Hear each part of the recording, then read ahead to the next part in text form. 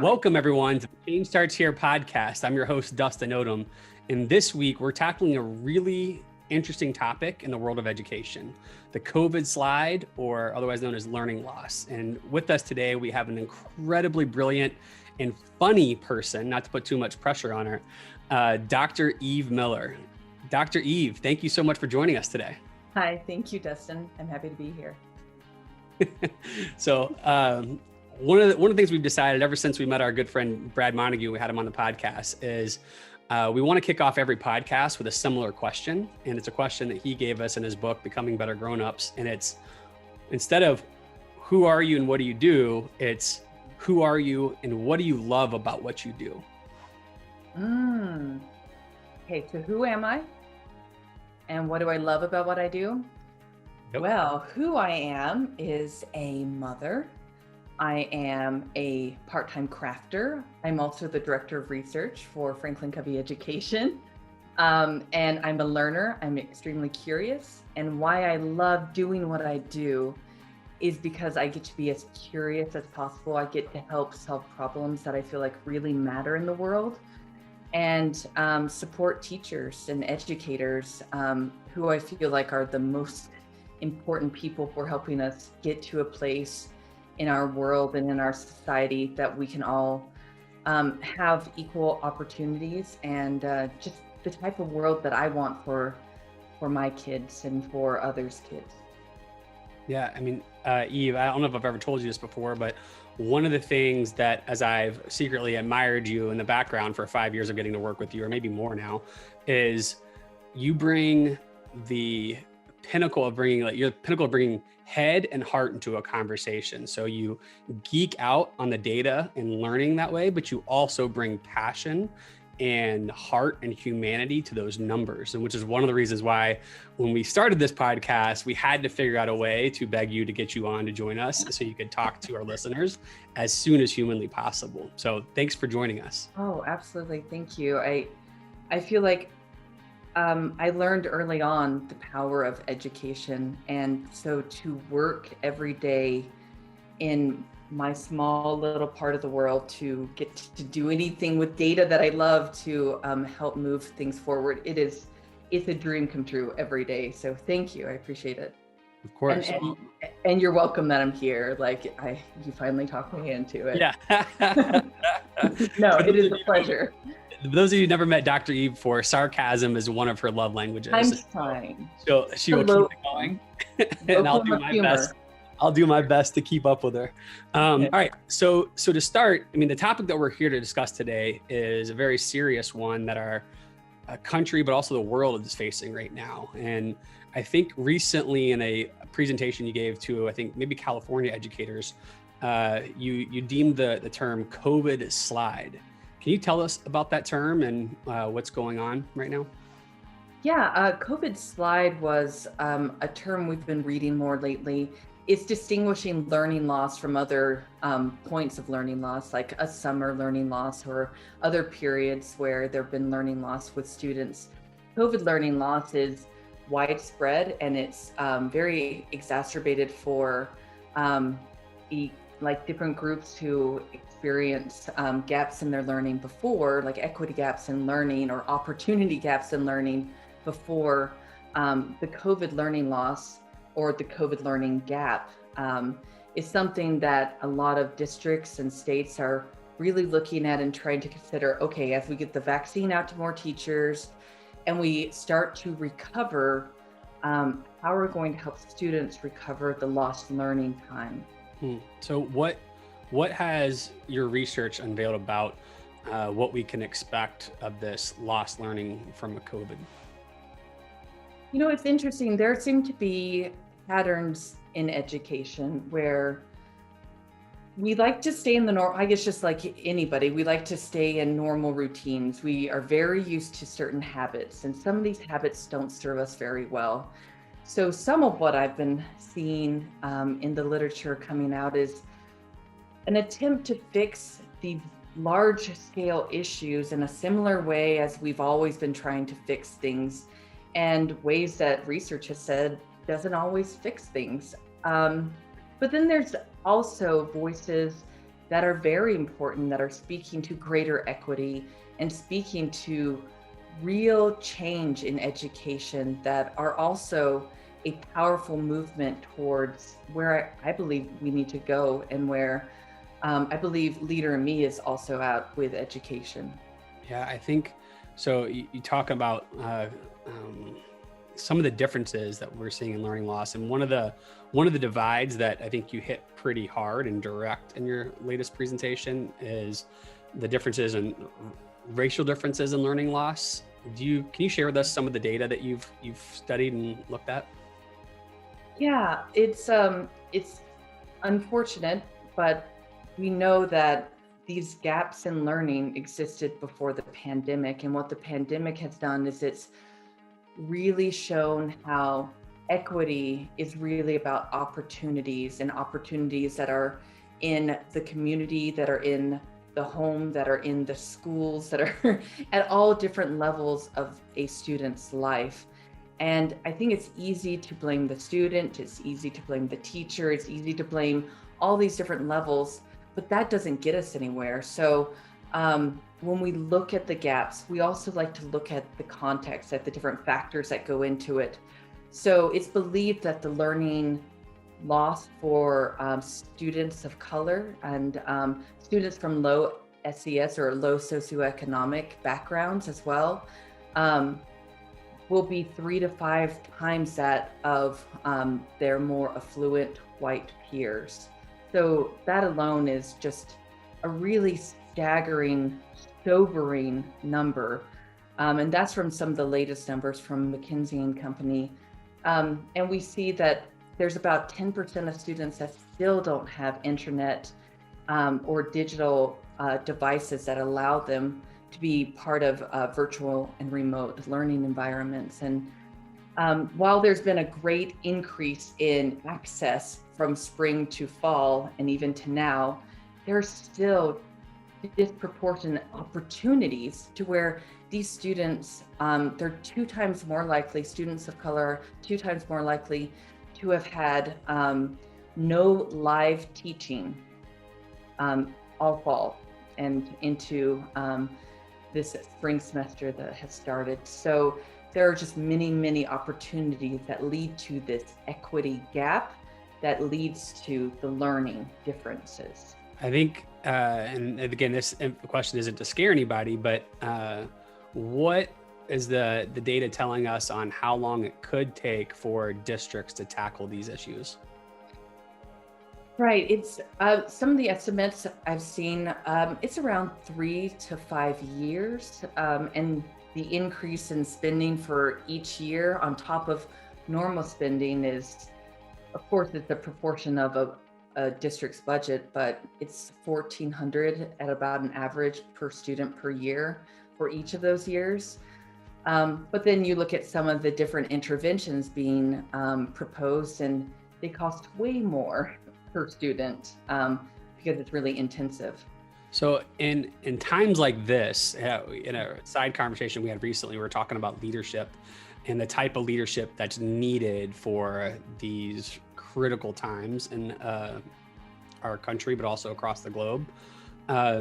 What are some of those characteristics that you've noticed that districts should be focusing on in regards to leadership right now? I think there's a traditional thought of leadership versus what you believe to be true today.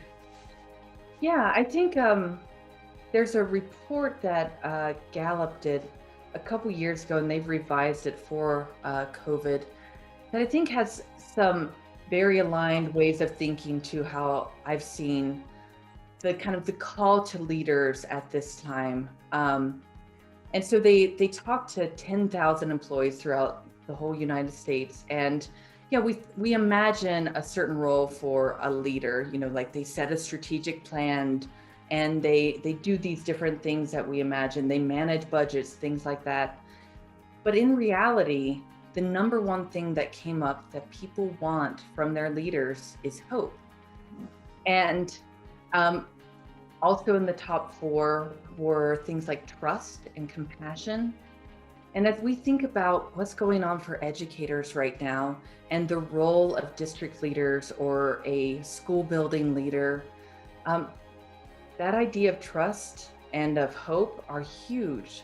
So if you think about it, if you think about all the uncertainty that an educator has been going through since last March, and there's a lot going on. There's been a lot of um, sleepless nights and a lot of worked weekends and a lot of just burning down to the bare minimum of anything else but their role. Being able to build trust back with our teaching force in ways like watching out for them and their wellness, and doing what's right by them, helping them get the professional learning they need is huge. But hope as well. Hope is all about seeing a future self that's attainable. So helping people see a pathway to reaching that better future. A leader can do that with the right vision that they set for a district or for a school, and they help their people get it. That builds trust and it builds hope, because as you see it and you help your people that you work with, the people on your team, to see that with you, they start to look for their own ways to get there. So you inspire in them that ability to help others. And those students, they need that hope. They need to feel that their teachers believe they can get there. Otherwise, we're just going to stay in these cycles of the lowest performing students are going to stay the lowest performing, but now they're going to be up to a year or more behind where they were. So this is a catalytic leadership that we are looking for here, and that is absolutely possible. Yeah, I think when I heard the presentation, I think for me, the cynical side comes to, okay, so I absolutely believe that we need a different type of leadership. And I'm very attracted to the leadership that you're talking about that provides hope, trust, and compassion. But that's not the easiest thing to do, especially when you think about a leaders, like all the things that we have to do. We've got to get access for kids to learn. We've got to get people back in school. What are some ways? And I think, and I don't know if you went into the three lenses to describe it, but I think you tried to tackle some ways of how we can be those type of leaders to provide hope, provide trust, and provide compassion. Can you tell us some of those? Yeah. So I love thinking about non-traditional ways of looking at an old problem. I'd love to consider all the different ways that we've gone about approaching a problem in the past, or even a new problem, looking at it through our history and seeing within that a new approach or an effective approach that's not as common. So out of some of that thinking around what districts can do, especially as I look at some of the plans that are coming out from states or from different education groups that have really great ideas within them, taking elements of those or thinking about, oh no, we're just going to go after this in the same old way.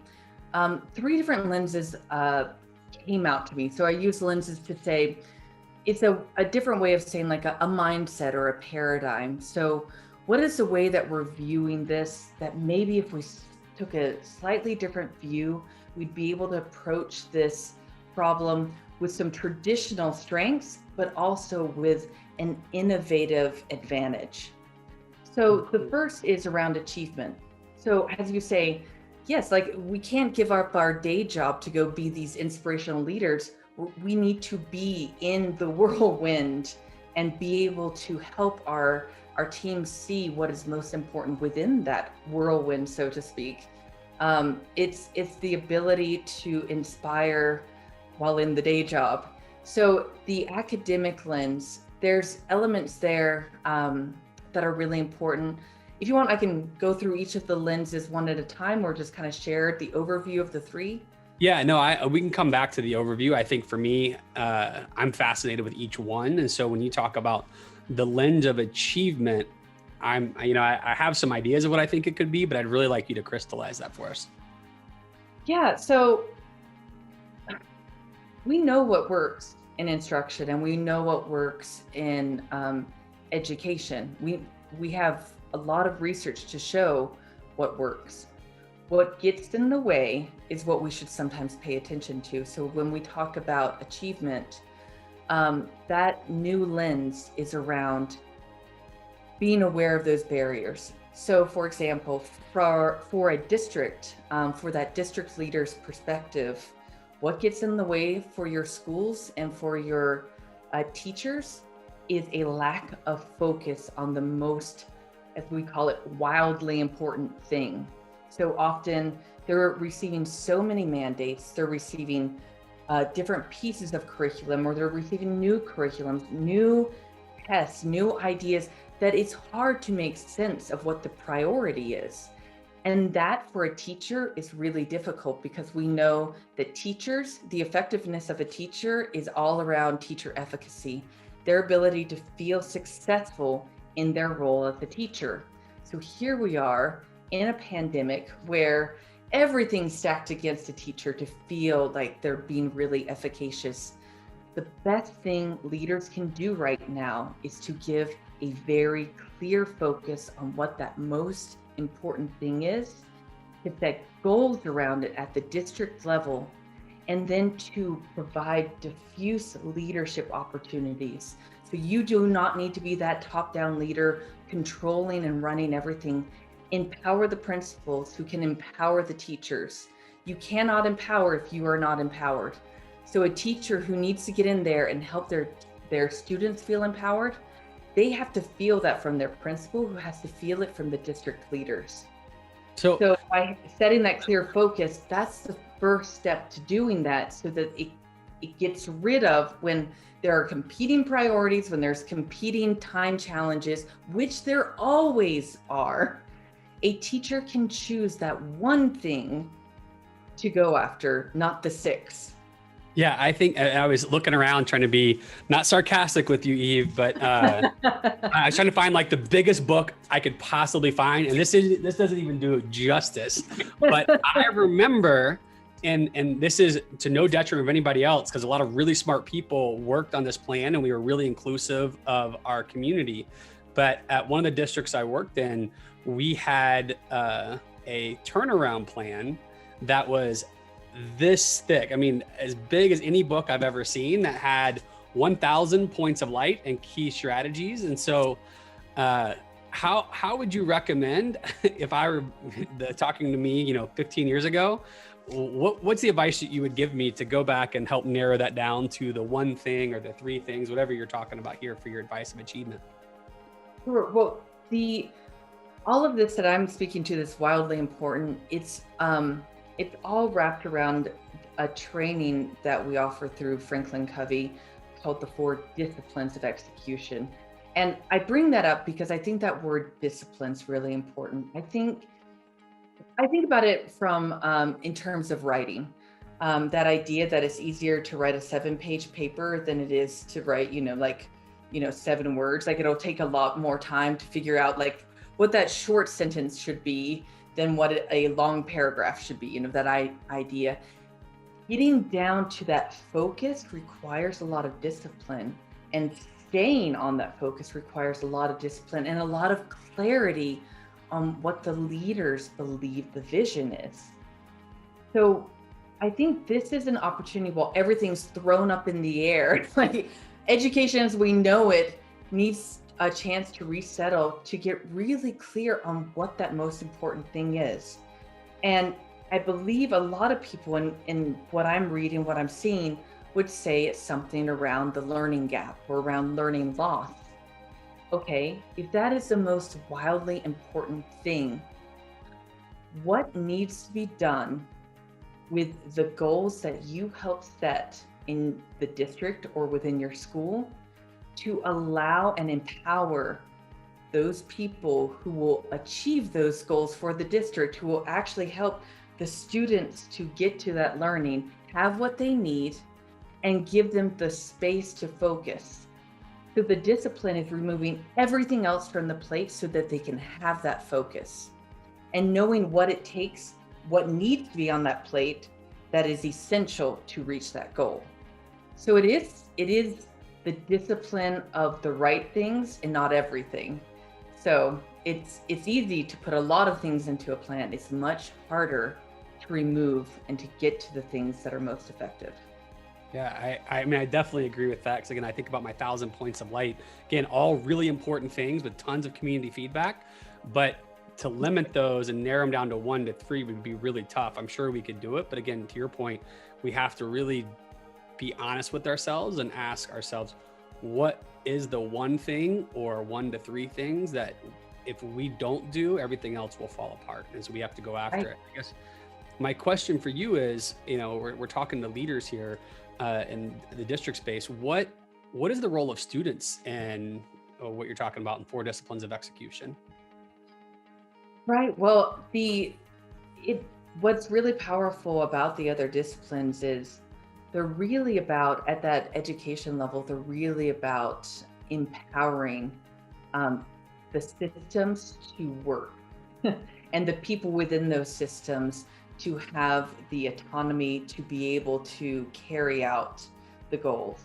So down at the student level, we know that the learner learns, and we need to allow them what we know about the best practices around what allows a student to learn to really come out. And I think when we look at histories, when we get to these moments where we get really concerned, we start to control. We start to control everything in a learning environment.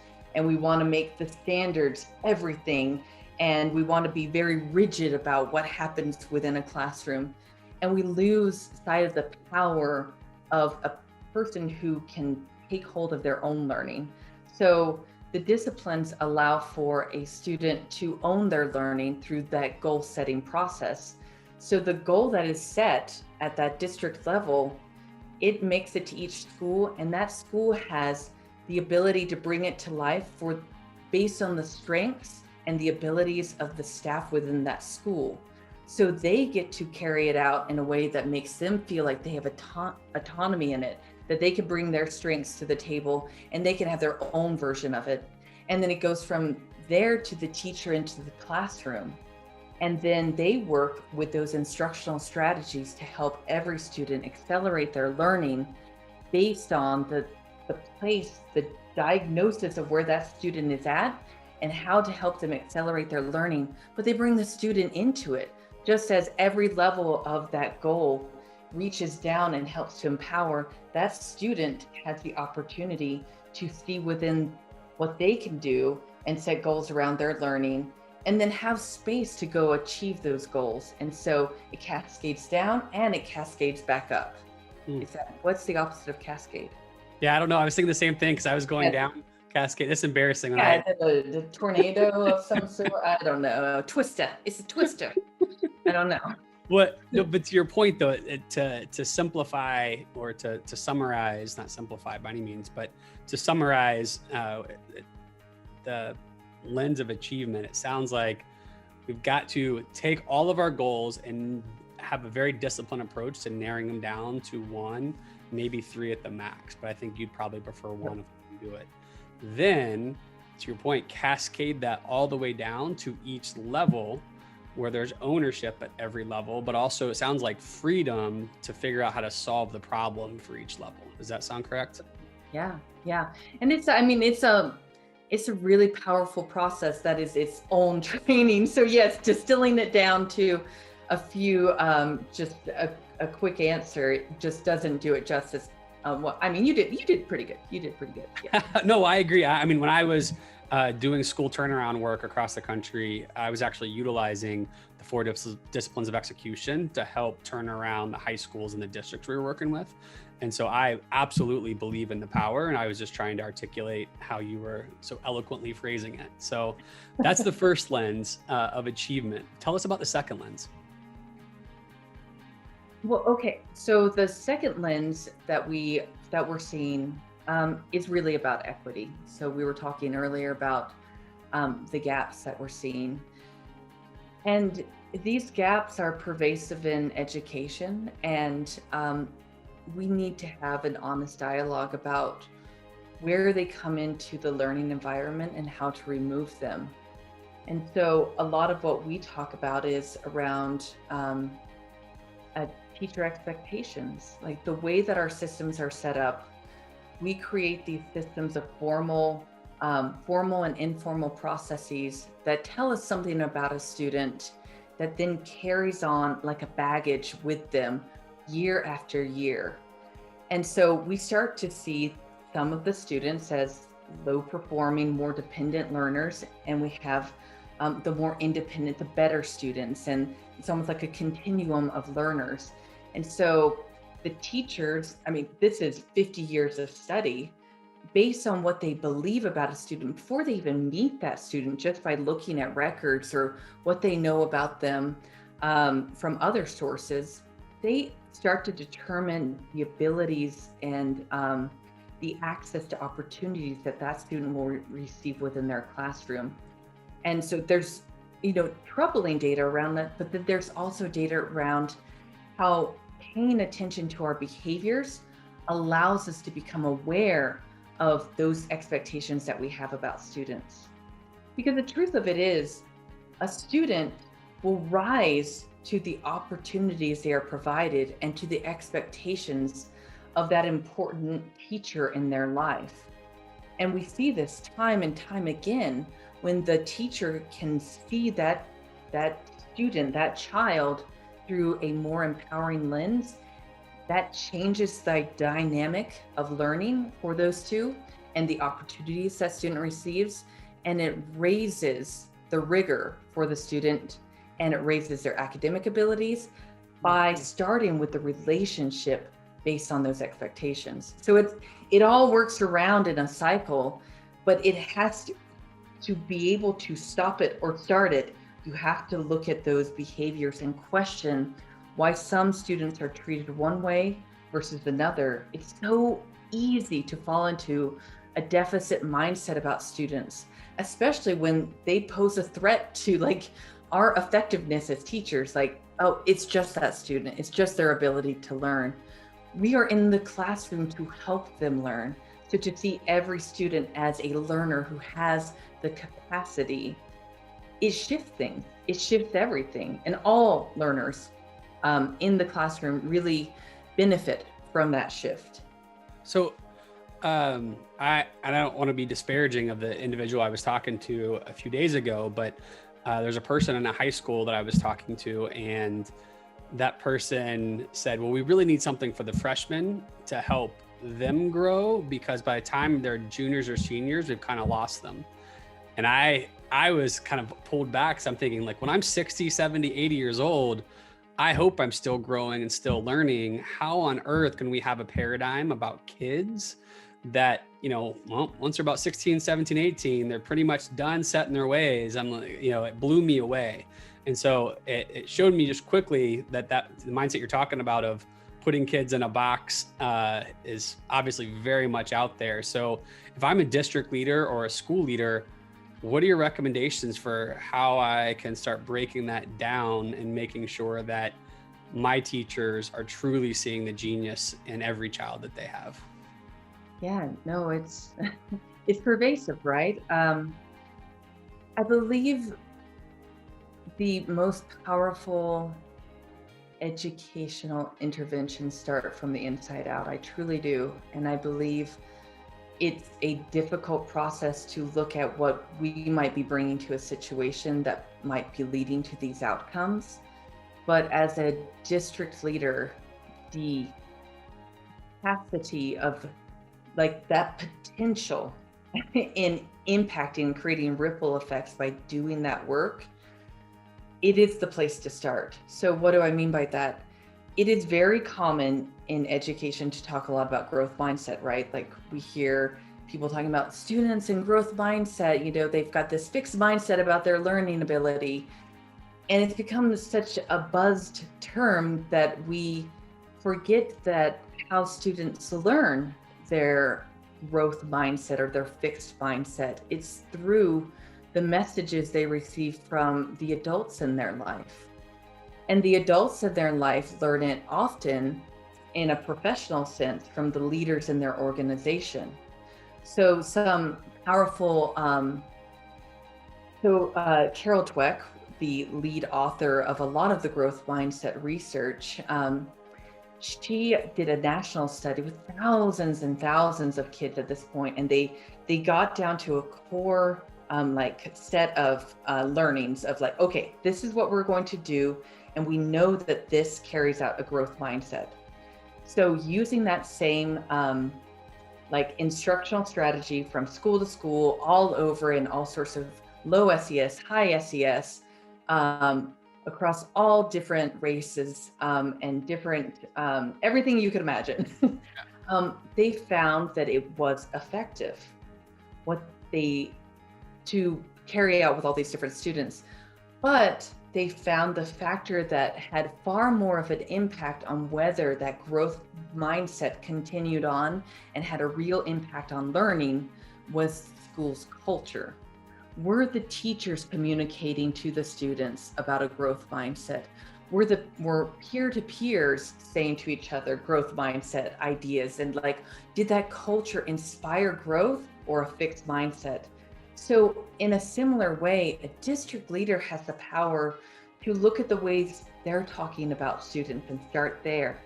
And what are you conveying in your messages to your to people at the district level, at the school level, by the goals that you set, by the opportunities that you provide to learners, and just the way that you talk about the students' potential?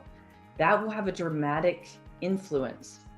And from there, those building leaders, what do you do to help those building leaders see each and every student, or ensure that each and every student is being seen through a growth mindset, and building that power and potential, and looking at other paradigms like that, so that we stop seeing students through a deficit of what they don't have, how they show up. These students show up with great power, great curiosity, great innovation, and it's adults often that tell them they can't do that. And over time, they believe it because we play such a powerful role in their life and in how they see the world. That's powerful, Eve. Thank you so much. So one of the last lens is the one that I'm excited to spend a lot of time with you on. So it sounds like the first lens is lens of achievement. Second lens is the lens of equity. And the third lens is the third lens is the lens of wellness. Yeah. Yep. That is, I think, a key factor that we forget about in education, especially for educators.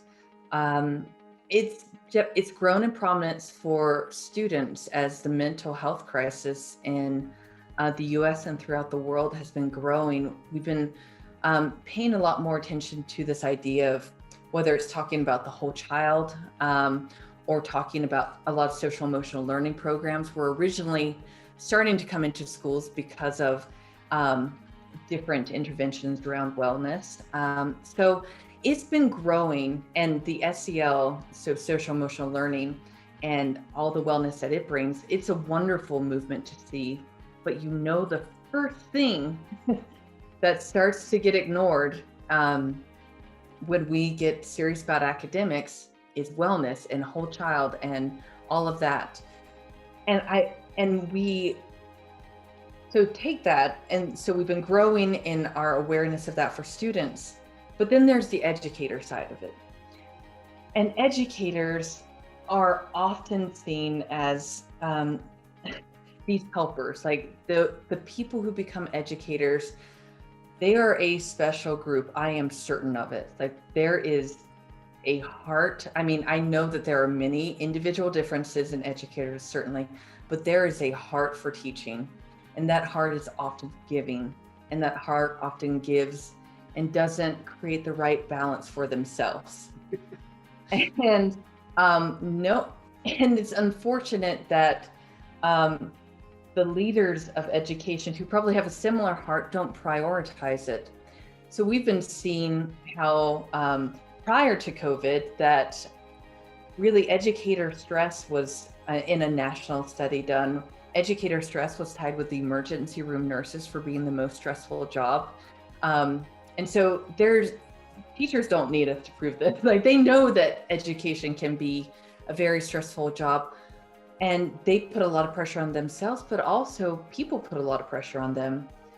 And so we have seen since the pandemic and all the uncertainty, all that has come, all the weight of switching methodologies and modalities of teaching overnight, all the stress that's coming. And educators worry about their kids. They worry about what's happening in the homes. They worry about just how the students are dealing with all the change as well. And so it's been a lot, and their personal life, right? So all of this, and we used to think that stress would just kind of flow in and out as just like it would pass through like a drain.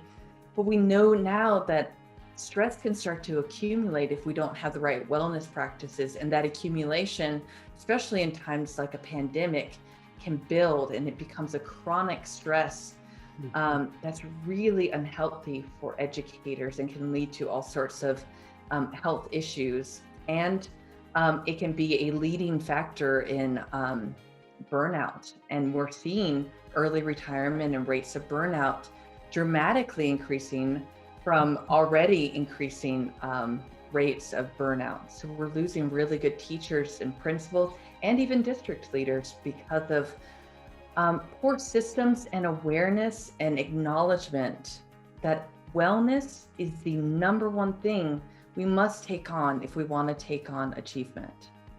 I could not agree more. And I think, early in my teaching career, started some 20 years ago, I was teaching in inner city St. Louis and had the most amazing students who, taught me hopefully as much as I taught them. And one of the things that always struck me is that, there was learning loss and achievement gap then. There's always been, unfortunately, which we have to fix on top of COVID slide.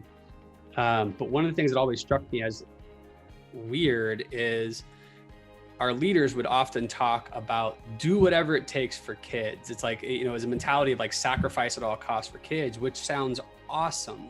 However, it's kind of like Southwest Airlines. Southwest Airlines doesn't believe the customer's always right. They take care of their employees first and foremost and trust that will transfer to their customers. And I think it does. And I'm not trying to make a sell on Southwest Airlines. However, that culture is something that's always stuck out to me as why don't we have that in education where we set up districts to take care of our greatest resource, which is our teachers, and allow them to have their cup filled so they can just pour it all out and overflow to the students. Is that kind of what we're talking about here when it comes to wellness? Right. Well, no, I mean, what you said there about Southwest Airlines, it made me think of an article that I just been reading by Learning Policy Institute. And they were talking about, they looked at outlier districts and they looked at what was the difference? What were the factors in these districts that were actually able to close that learning gap? They were able to help those students who are often on the losing end. And one of the key factors involved is there was consistency in the teaching force. And, so they were able to keep the consistency of, hey, this is what we do as a district, and consistency. The students would see those teachers and those teachers would be in a good place. It was the district leaders prioritizing the wellness of their educators, of their staff members, and putting in place systems and policies that supported the wellness of them. And so it made them feel valued. And so they didn't want to leave that district. They wanted to stay there. So if they were going to move, if they were needing to do things that would usually allow them an opportunity to get out of that district or out of that school, they would find ways to drive back, to come back to these places because they valued how much value was put in them as an educator. And we see this time and time again, right? So wellness is a real big factor there, of course. And there's other studies that show that wellness and learning are wellness of a teacher and the learning of their students is directly related. Even from studies about a teacher's stress is predictive of the student stress in the classroom by looking at cortisol, the stress hormone.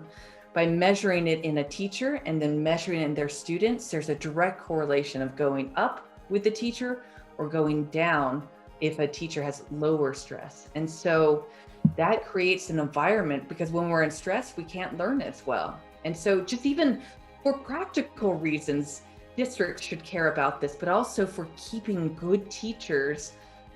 It's all important to learning.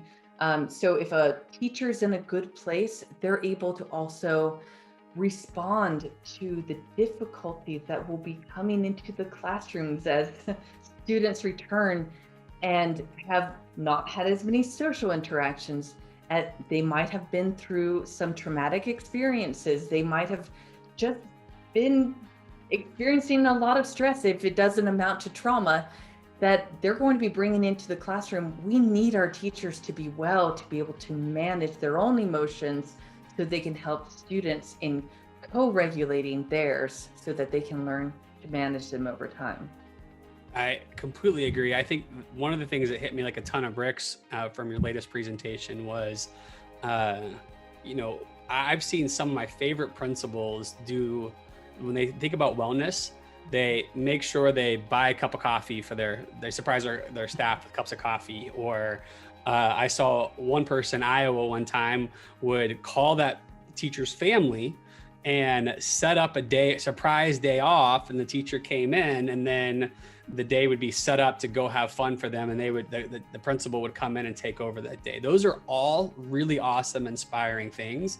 However, I think your presentation checked my perception of what creating a wellness culture looks like. So can take it a little bit further than what I define it as a cup of coffee or a day off? What are the components of creating a real strong wellness culture?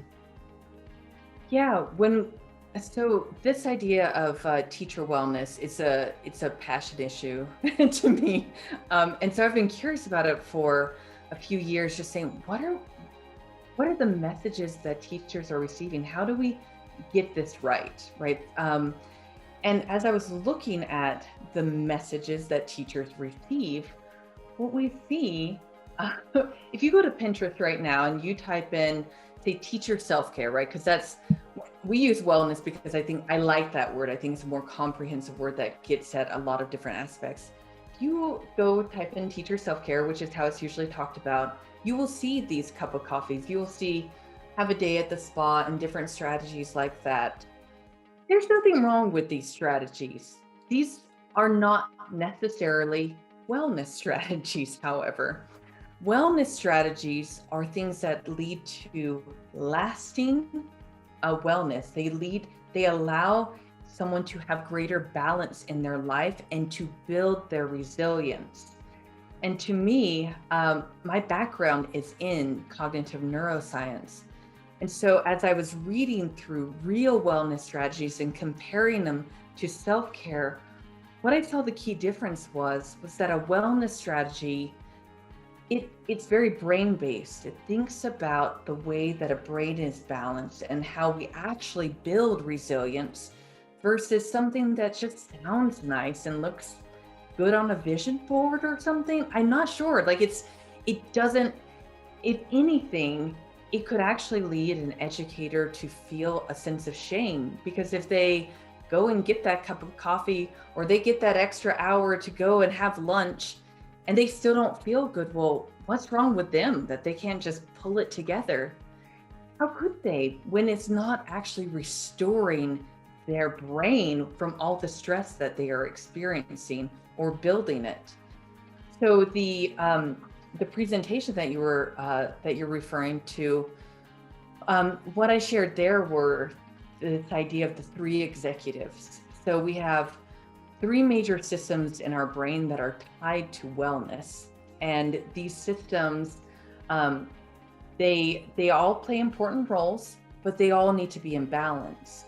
So what often happens is when we're in a lot of chronic stress, like is perfectly expected and understandable during times of a pandemic and all the shifts in education that have been occurring, what happens is a part of our brain that's kind of like the survival system, right? That's got the amygdala involved. That's what we hear about is like the fight or flight type of complex. That system within our brain, it's one of the first brain systems to develop in humans, like in the human brain. And so it's really powerful. So it has the veto power. So if we are in stress, it is shutting down other parts of our brain so that it can focus on whatever that feeling of threat is in our environment. That feeling of threat can be, oh no, I'm going to screw up in my online lesson. Oh no, I failed again. I made a mistake. I'm going to get fired.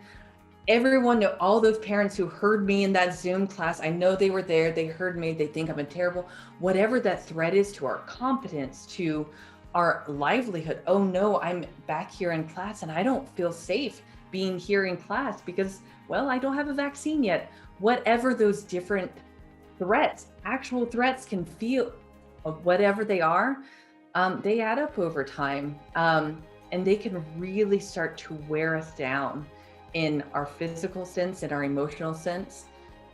But then there's the two other systems. And so understanding wellness, it's really bringing back online these two other systems. So the first system is the executive system known as like the regulator system.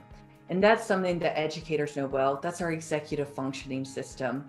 So the things like reasoning, decision making, that area where we're really in our learning. The other system is a relatively new area of research, and it is like, I'm obsessed with this system because a recent study that came out actually just last October, it found that the difference between low resilience people, based on how they were measuring it in the research, and high resilience people in times of stress was this area of the brain, like activation in this area. So it says something for a neuroscientist to know, hey, when a person is needing to pull on what we're calling resilience, where does their brain go? And it goes to this system.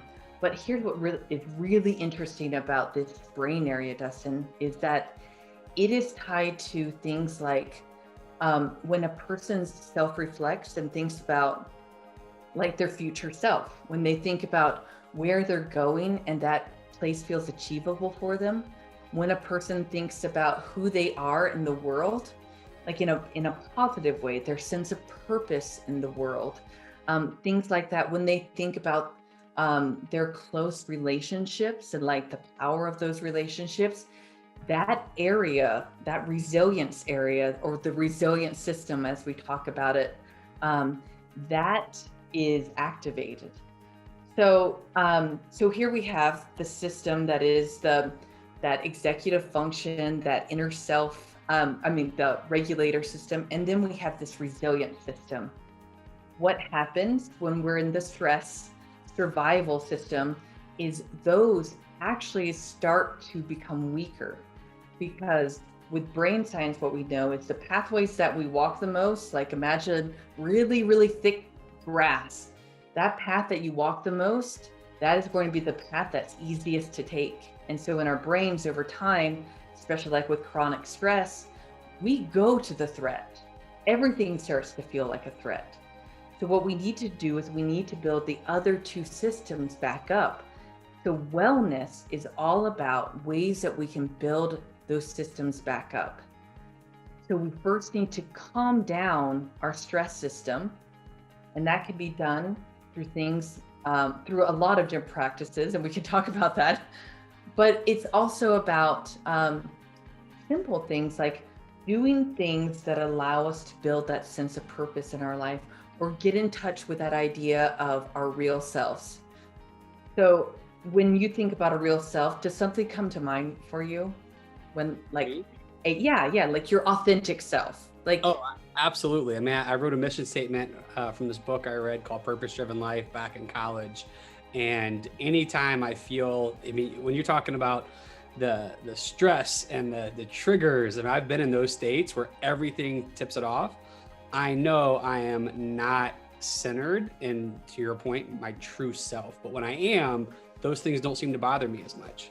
Right. Yep. Absolutely. And that is, and there's now brain science to back that, like this idea of our true self, it is really something. It's, again, also when people are asked, they're put into a brain imaging scanner and they're asked to think about their true or authentic self, that resilience part of their brain builds up. And so a way to really build that area is like what you talked about, like work on or live by or look at, even like on a daily basis, have these little moments of checking in with that centering part of yourself.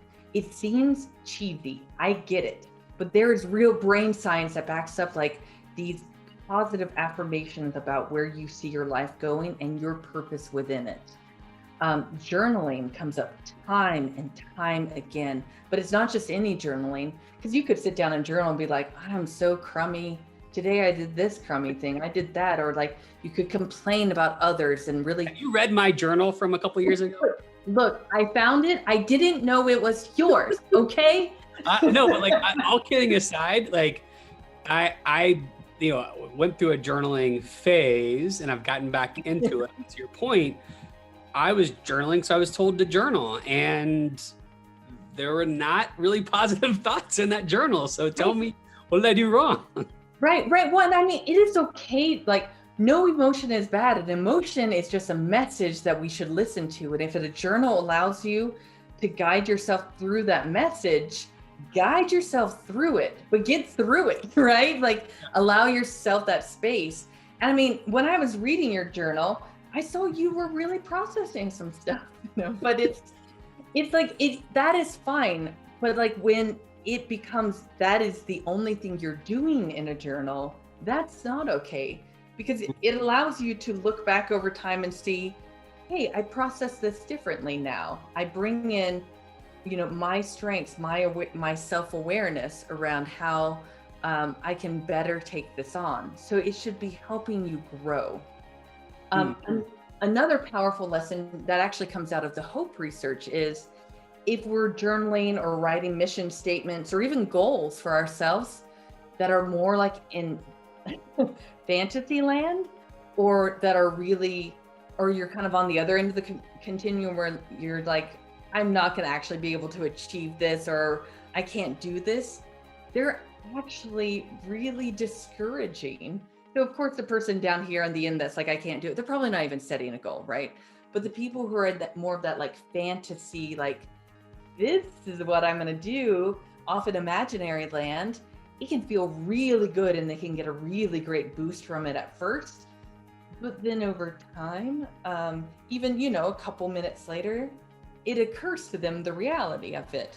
And so that's why setting a goal, but thinking about also the barriers that might, come up as you're going after it, it is far more powerful and it's actually really motivating. So the next time you think about where you'd like to be a year from now, write it down, but think about also what you need to do to get there. Things that might come up in ways that you, with the strengths that you're building, can move those barriers. That's powerful. And it's really powerful for students as well, as they're thinking about different challenges that are coming up that get in the way of their goals. There's some really interesting research there. I think now people understand why I could talk to you all day. So I would say to narrow down again the things that we need to do before I have about maybe two more questions to dive into. But we calm our brains, is that right? And then we focus on growing. And then I think there was another step you talked about in there, or is it just calm? The balance. The balance is really, yep. So we didn't even get into the calming strategies, but yes, it's helping to calm that actual stress response. So we don't always go to stress. Meditation, spiritual practices for some people, things like that. Body awareness. There's so many things out there that help us to calm, just even naming emotions. So there's a whole literature on that that's really fascinating. But yes, then building those other systems that the veto power stress system has just made weaker. Yep. And balancing the three of those, because they're all important in wellness. Getting away from that self-care as the only strategy. That's like, get real serious about it.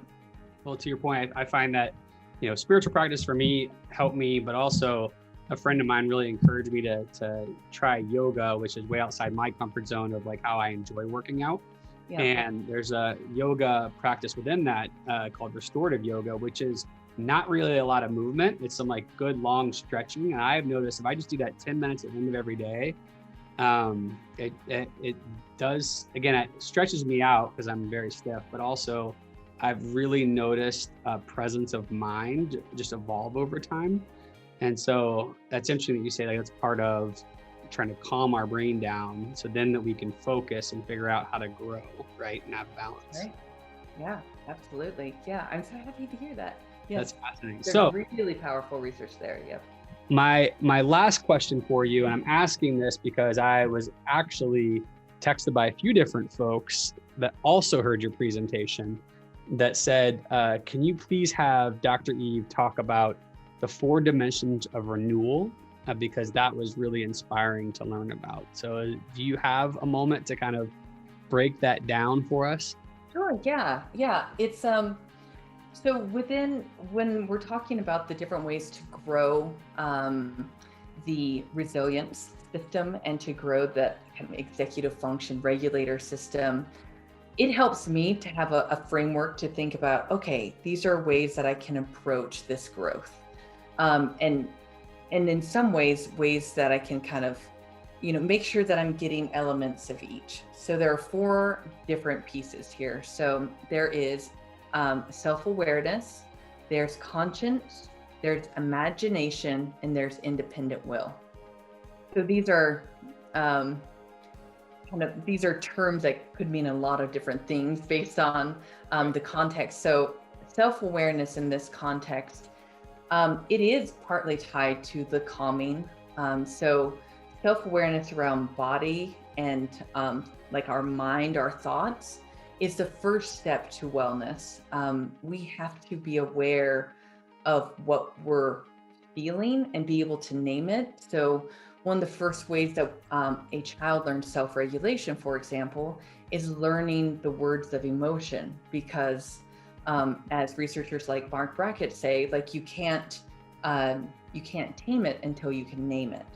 So that's part of the self-awareness. But then self-awareness also extends into ideas like starting to learn the things that are your strengths, starting to understand your purpose and growing those ideas of purpose and things that you might not be so good at. That's okay too. Like things that you're not so good at that you want to pursue, and things that you're like, I'm okay. Well, maybe with these tiny little hands, I won't ever be a concert pianist, for example, hypothetically speaking. About that, have you? Whatever. Conscience and imagination, these go really, really well together. So this idea, if your listeners have read The 7 Habits, it's this idea of the mental creation before the physical creation is a way of thinking about it. So conscience, that could be a lot of different ways it can be interpreted, but and the way that I think about it, it is that deep sense of authentic self. And in the research literature, when they talk about conscience, that's often where it ties into the research literature, is around having experiences where you are feeling like your real self. So that could be a hobby that you love. It could be around people that you love. It could be watching a film that you love, reading things that you love, but like things that make you feel that sense of like, I am my best self when I'm doing this. Being out in nature, what that does, it helps to build your sense of purpose. It helps to build your sense of who you are and the power behind that. So it might feel like a selfish thing to say, you know what, instead of grading papers again tonight, I'm going to take this one night and I'm going to do something that I just love. It will make you a better person. It will help you do better the next day by doing that. It help restore you in powerful ways. Yes, good. I think you helped me build my case for next time when it gets warmer here. It's snowing here in St. Louis, but the next time it is not snowing and I can go outside and play golf, I think you just gave me a really eloquent speech to share with my amazing bride of, I'm going to come back refreshed, re-energized, and I think she's going to say, we have 3 boys, take them all with you, or you're not going, which is a great answer, honestly. Sorry, I digress. It's so true, right? Balance, right? Balance. I mean, and it also ties to some of the other things that we were talking about, this idea of both like the conscience and the imagination. So some of those strategies of going golfing because you're getting in touch with your true self, um, you know. I'm hyper competitive, Eve. I need some sort of outlet, and I do like being outside. So it kind of, and I'm not very good, so it fits all the best of both worlds. I got to keep growing. Right. Keep you humble and competitive. Yeah. I mean, it's also tied to, as we build that sense of self and like what we really enjoy, and spending more time just flying out new things too, new hobbies we might enjoy, being around new networks of people, things like that. We build that deeper sense of self. And it ties into this idea of like the vision statements and things like that, where we can think about that future self more clearly. So we create a clearer and clearer idea of what we want our lives to be and how we see our purpose in life. So we have our own kind of North Star, whatever that is. Like for us individually, it is more clear for us. And so those day-to-day decisions are easier to make that help us stay in balance, because we have a very clear self view, and we're able to prioritize and schedule our times in a way that it's not as difficult anymore, because we know the power that brings us and the power we give to others and to our purpose by having that clarity and having that energy within us and through that balance.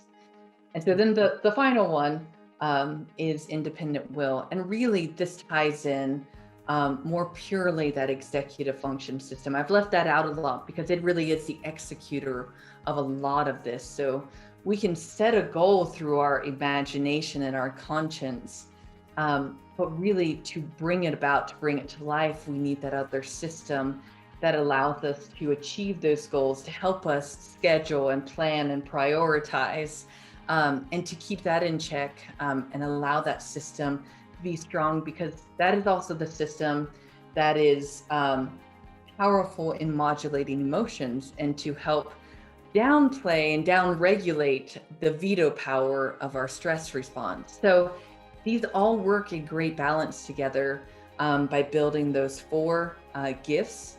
And so that is just kind of the model that I use for thinking about, am I following these 4 different ways of thinking it through and building that wellness, those wellness factors for myself?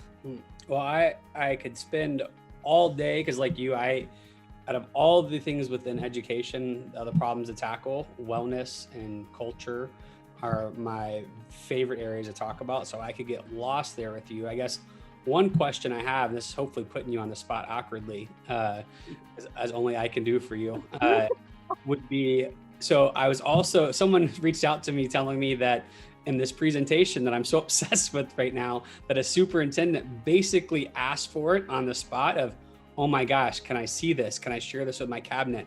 What can I do? Is there anywhere you can decide to share that? If it's internally, or share what you can somewhere publicly? Because I find that, again, your thoughts here are really enlightening, but also they're enabling in terms of giving me direction as a leader to start tackling these complex problems. Oh, thanks. Thank you. I would love to share it if it is helpful for people. We have a recording of that event, and it's on the leaderinme.com. Did I hear a niner in there? Is there a niner? Yeah. And that is, I'm sure someone can drop that into a link, or that can be provided in the show notes. That's the thing that I hear on podcasts. Is that a thing that we show notes? Yeah, okay. Let's do that. Show notes sounds great. All right, Lauren, I hope you hear that, team. Lauren and Wallace, we're going to do show notes now.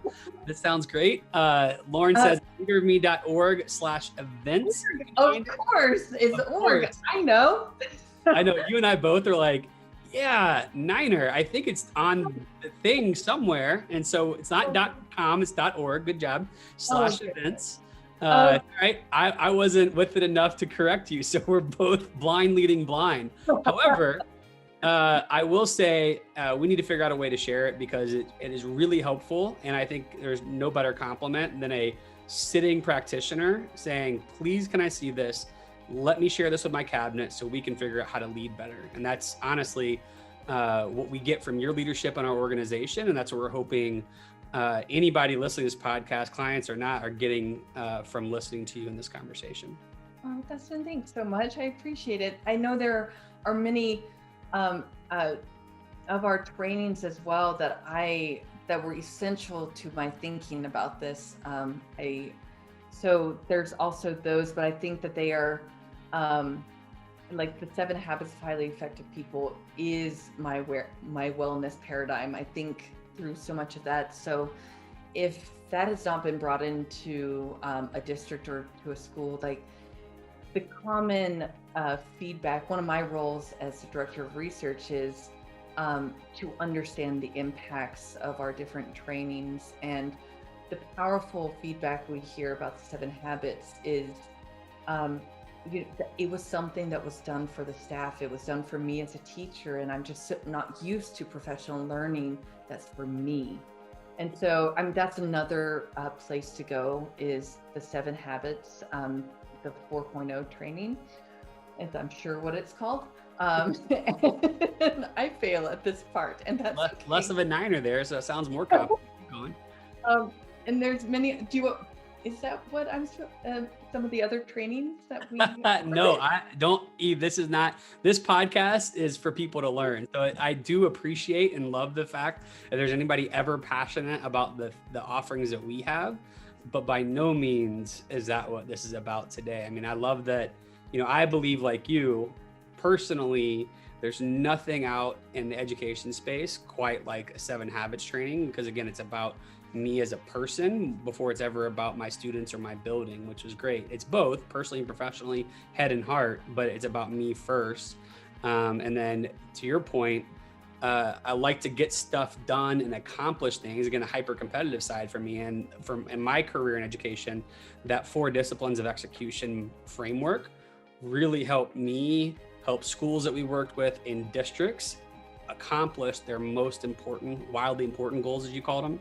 And to make big change as quickly as possible because of that focus from cascading from top to bottom. And as you call it, twisting from bottom to top. We'll figure that out later. Maybe we'll go in the show notes and correct you. Yeah. Show notes is a thing now, thanks to you. We'll make apologies to the authors who. Yeah.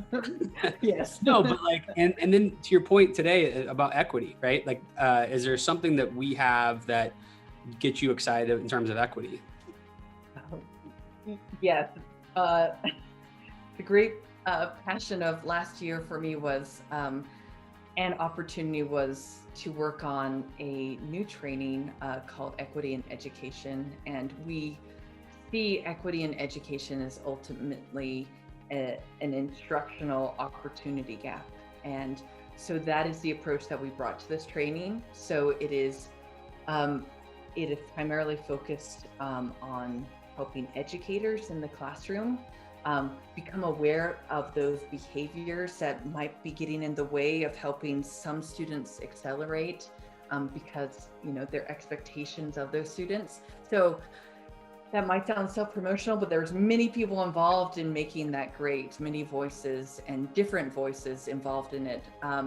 Also at the district level, I think unconscious bias is a training that we offer that is absolutely incredible. And the book Unconscious Bias, the lead author, Pamela Fuller, she's amazing. And that book is amazing. Like I told her, like my feedback was, I am like proud to say that I work at the same organization as you. That was like my first bit of feedback to her. It's so amazing. What's funny is I think we're going to be blessed or fortunate enough to have an opportunity with her to talk to her coming up. And one of the things I can't wait to share with her is that I have a friend who I think is a very intelligent person, but just is not that passionate about reading as I would want him to be. And he read the Unconscious Bias book, right? The Leader's Guide to Unconscious Bias. And he even called me and said, dude, have you read this yet? And it's like, Yes. yeah, of course. We got free copy. We got to look at it. It's great. He goes, I don't even like to read, and this book is great. Like, Yes. all right, we win. Whoever this is, I'm in. I got him to read. We're in. This is going to be, he's an educator and loves, again, he's very, very smart, well-researched, but for whatever reason, he just like to dive into books. And so to your point, that book is pretty awesome. And Pamela Fuller herself is pretty amazing. Oh, I'm so glad she's going to be on. Look, we're already recording like the commercial for this. Yeah. We'll use this as the preview for that episode. Oh my goodness, it is. And at the end of each of the sections, or chapters even, like there's all these activities, and I was just trying them out, and I was like, oh my goodness, this really works. Like, this is so powerful. How'd they know to do this? So, it's okay. It's okay. All right, Eve, we've gone way over time, but it's because of your brilliance and also your sincere personality that makes it so easy. Thank you for taking the time out of your busy day to spend 35 minutes fixing your camera and 72 minutes talking to us. All kidding aside, I think the world of you, and we are so fortunate to have you on our team. And I'm confident that the people listening are incredibly fortunate to now know you. So, Dr. Eve, we will definitely have you back on in the future, whether you like it or not. We'll just try to spend the morning setting up the camera so that the afternoon we can jump on. But thank you for joining us. Thank you so much, Dustin. It was a pleasure to be here. With that, thank you all for joining us. Again, the Change Starts Here podcast. Please go subscribe on YouTube, Apple, Spotify. Eve's like, oh God, I got to go subscribe. Please, our guests, please subscribe. You're going to be on there, so you might as well subscribe and get your friends to do it as well. Thank you guys for joining us. Have a wonderful week. See you soon. Please support us by subscribing to our YouTube channel, cast on Apple or Spotify, and help us celebrate the beautiful, messy work of shaping human potential.